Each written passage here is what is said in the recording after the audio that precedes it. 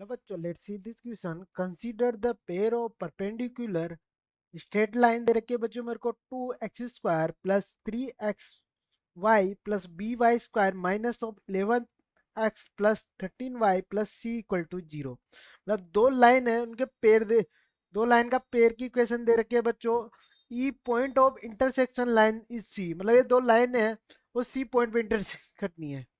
Point of the intersection of line with x axis, और x axis पे ए और B पे इंटरसेक्ट करती है। आगे मुझे दे रखा है distance between the ortho centre and circular centre of triangle ABC is lambda. Then greatest integer निकालना है मुझे लेमडा का। Option number A 2, option number B A 3 और ऑप्शन नंबर सी ए 4 और ऑप्शन नंबर डी ए 5। चलते हैं सॉल्यूशन, सॉल्यूशन पे। मुझे पेयर ऑफ स्ट्रेट लाइन जो दे रखा है बच्चों, लाइन, उसको मैं मान लेता हूँ लेट, इसको मान लेता हूँ बच्चों फंक्शन ऑफ एक्स वाई के इक्वल। और ये क्या दे रखा है मेरे को, 2x² plus 3xy plus bvy² minus x plus 3y plus c equal. ठीक है बच्चों, अब मुझे क्या है, ये जो दे रखा है ना, इसका इंटरसेक्शन पॉइंट निकालना है सी। तो कैसे निकाल सकता हूँ बच्चों, मैं क्या निकालता हूँ D f by,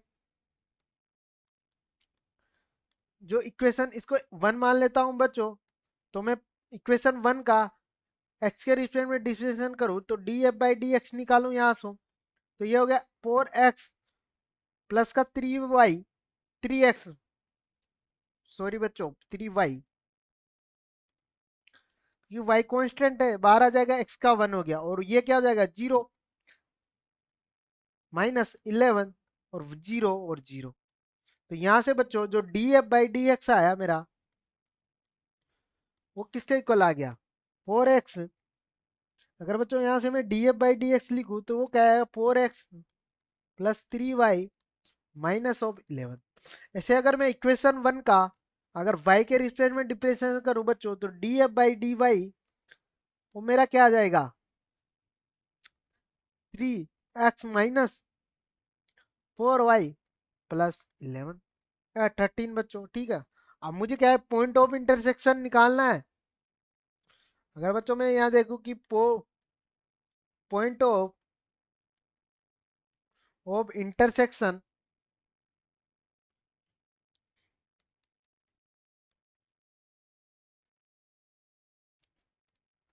intersection point of intersection के लिए क्या करूंगा बच्चों, मैं d f by d x को 0 के इक्वल करूंगा and d f by d y को भी 0 के इक्वल करूंगा।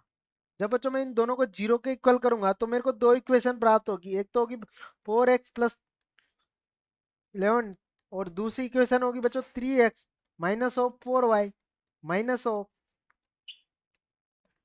अब मुझे दो इक्वेशन दे रखी है बच्चों, दो वेरिएबल दे रखे हैं, तो मैं इसको अगर सोल्व करूंगा तो यहाँ से अगर मैं इस इक्वेशन को 4 से मल्टीप्लाई कर दूँ, इसको 3 से मल्टीप्लाई ऐड करूं, x प्लस ये बच्चों कहते हैं 9x प्लस यहाँ तो हो गया 4 माइनस ऑफ 36। इसको अगर सिंप्लीफाई करूंगा तो 25 एक्स इक्वल टू 5। तो x की जो वैल्यू आई मेरी 1/5 और x की वैल्यू अगर मैं कोई सी भी इक्वेशन में रखूंगा बच्चों तो y की वैल्यू जो आएगी मेरी आएगी 19/5।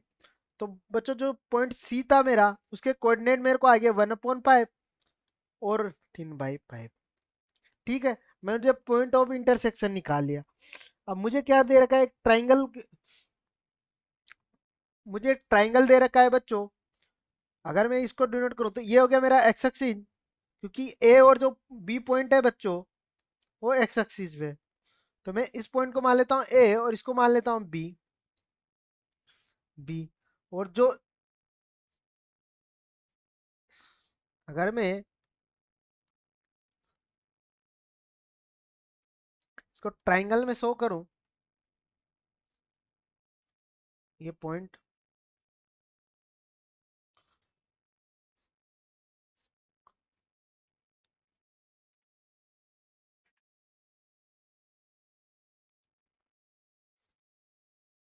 ए हो गया मेरा।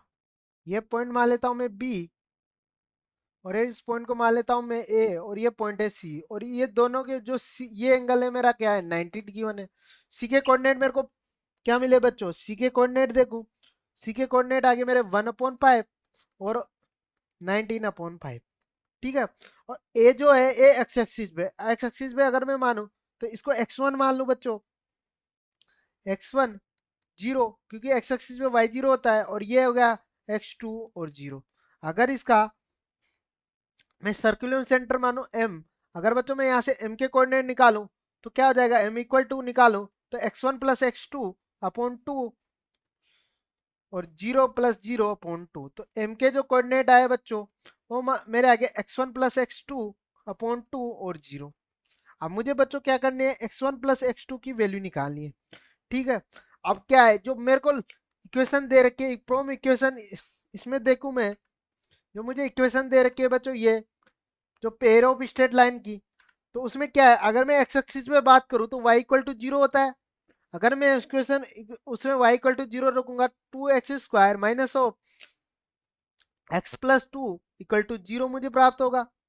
अब यहां से क्या हो रहा है बच्चों, अगर मैं यहां से देखूं तो यहां से मुझे क्या मिला है कि जो ये क्या है, एक क्वाड्रेटिक इक्वेशन है, और क्वाड्रेटिक अगर मैं लेट कर लूं,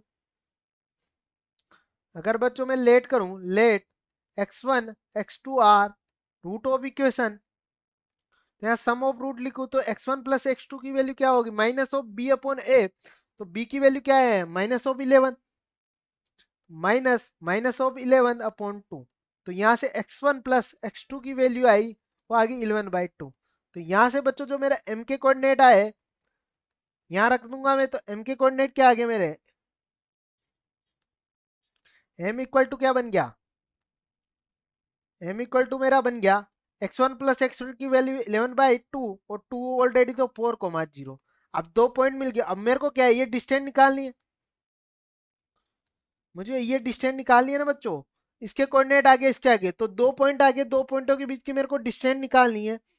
तो यहां से अगर ये तो हो गया मेरा सर्कुलम सेंटर,